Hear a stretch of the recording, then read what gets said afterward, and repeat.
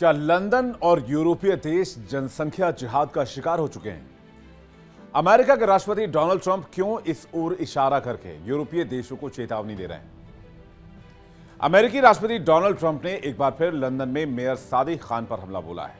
इस बार उन्होंने संयुक्त राष्ट्र महासभा के मंच से खान को टेरेबल मेयर बताते हुए उन पर शरिया लॉ लागू करने की कोशिश का आरोप लगाया। ट्रंप ने कहा कि अगर यूरोप ने इमिग्रेशन और एनर्जी पॉलिसी पर जल्द कदम नहीं उठाए तो पश्चिमी सभ्यता खतरे में पड़ जाएगी। ट्रंप ने यूएन में कहा कि आप किसी और देश में हैं, आप ऐसा नहीं कर सकते। हर राष्ट्र को अपने बॉर्डर पर पूरा कंट्रोल होना चाहिए, जैसा अमेरिका में है। उन्होंने लंदन और यूरोप की इमिग्रेशन पॉलिसी को सुसाइडल बताया और चेतावनी दी कि अगर इसे नहीं रोका गया तो हालात और ज्यादा खराब होंगे। यह पहली बार नहीं है जब डोनाल्ड ट्रंप ने लंदन के मेयर सादिक खान पर तीखा हमला किया हो। हाल ही में विंडसर कैसल में हुए एक स्टेट डिनर में भी उन्होंने खान को बुलाने से साफ इनकार कर दिया था। डोनाल्ड ट्रंप ने एयरफोर्स वन में पत्रकारों से कहा था कि मैं नहीं चाहता था कि वो वहां हो। लंदन की हालत खराब है, स्टैबिंग, क्राइम और गंदगी बढ़ी है। खान दुनिया के सबसे खराब मेयर्स में से एक हैं। ट्रंप ने ब्रिटिश पीएम कीर स्टारमर की मौजूदगी में भी खान को नेस्टी और फेल्योर कहा था। इस पर स्टारमर ने तुरंत रिप्लाई किया था और कहा था वो मेरे दोस्त हैं। तो ट्रंप के दावे की बात तो आपने सुन ली, लेकिन ट्रंप के दावे पर आंख मूंदकर भरोसा नहीं किया जा सकता।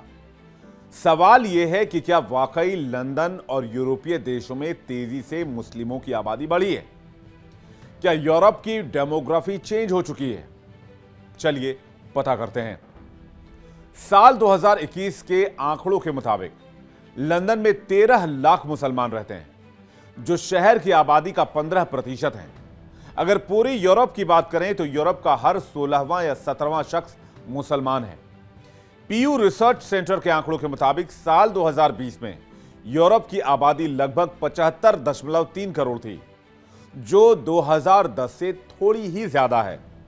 यूरोप के करीब 2/3 लोग ईसाई हैं और लगभग 1/4 लोग किसी भी धर्म से जुड़े हुए नहीं हैं। लगभग 6% लोग यानी 4.6 करोड़ लोग यहां मुसलमान हैं। कई सालों से यूरोप में ऐसे लोग बढ़ रहे हैं जो पहले ईसाई थे लेकिन अब किसी धर्म को नहीं मानते। इसी वजह से ईसाई लोगों की संख्या कम हो रही है और धर्म से दूर रहने वाले बढ़ रहे हैं।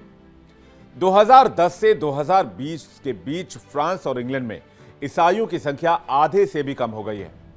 नीदरलैंड्स में अब ज्यादातर लोग किसी भी धर्म से जुड़े नहीं हैं। वहीं मुसलमानों की आबादी 15% बढ़ी है। 2010 से 2020 के बीच यूरोप में ईसाइयों की संख्या 9% कम होकर 50.5 करोड़ रह गई है। यहूदियों की संख्या भी 8% घटकर 1.3 करोड़ रह गई है। लेकिन बाकी धर्मों के लोगों की संख्या बढ़ी है। सबसे ज्यादा बढ़े वो लोग हैं जो किसी धर्म को नहीं मानते। उनकी संख्या 2020 में 19 करोड़ हो गई, जो 37% ज्यादा है। मुसलमान भी बढ़कर 4.6 करोड़ हो गए, जो 16% ज्यादा है। लेकिन 2025 के आंकड़ों का अनुमान लगभग 6 करोड़ का है। इस दरमियान हिंदू भी बढ़े हैं और अब उनकी संख्या 2 करोड़ हो गई है, जो 30% ज्यादा है। यानी कि अनुपात के तौर पर देखें जितने हिंदू इस देश में रह रहे हैं। 2010 से 2020 के बीच मुस्लिम देशों से लोग यूरोप आए। इनमें अधिकतर आबादी सीरिया से आए शरणार्थियों की थी। यूरोप में कुल मुस्लिमों का हिस्सा बढ़कर 6% हो गया है, लेकिन यूरोप में हर जगह यह बढ़त बराबर नहीं है। स्वीडन में मुस्लिम लोगों का हिस्सा बढ़कर 8% हो गया है, जो 2010 से दोगुना था। वहां की सरकार ने शरणार्थियों का अच्छा स्वागत किया था। अल्बानिया में भी मुस्लिम लोग बढ़े हैं, वहां पहले से ही ज्यादातर लोग मुस्लिम थे। जर्मनी में मुस्लिमों की आबादी बढ़कर 7% हो गई है, क्योंकि वहां 2015 में वहां की तत्कालीन चांसलर एंजेला मर्केल ने शरणार्थियों को अपने देश में जगह दी थी।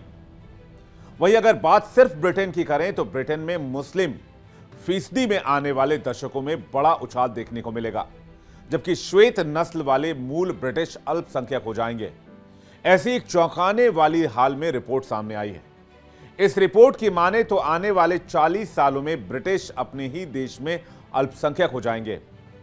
अप्रवासियों की बढ़ती संख्या, जन्म मृत्यु दर का आकलन करते हुए बनी रिपोर्ट में कहा गया है कि अभी ब्रिटिश मूल के लोगों की संख्या 73% है, जो 2050 तक महज 57% रह जाएगी। लेकिन 2063 तक आते आते ब्रिटिश मूल के लोग अल्पसंख्यक हो जाएंगे और अश्वेतों की आबादी 50% के पार हो जाएगी। लंदन और बकिंघम जैसे शहरों में भी ब्रिटिश पहले ही अल्पसंख्यक हो चुके हैं। तो ऐसा लगता है कि काफी हद तक डोनाल्ड ट्रंप का दावा सही है और जो वो चेतावनी दे रहे हैं यूरोपीय देशों को, उस चेतावनी को गंभीर तरीके से यूरोपीय देशों को लेना चाहिए। वैसे आप क्या मानते हैं, हमें कमेंट सेक्शन में जरूर बताएं।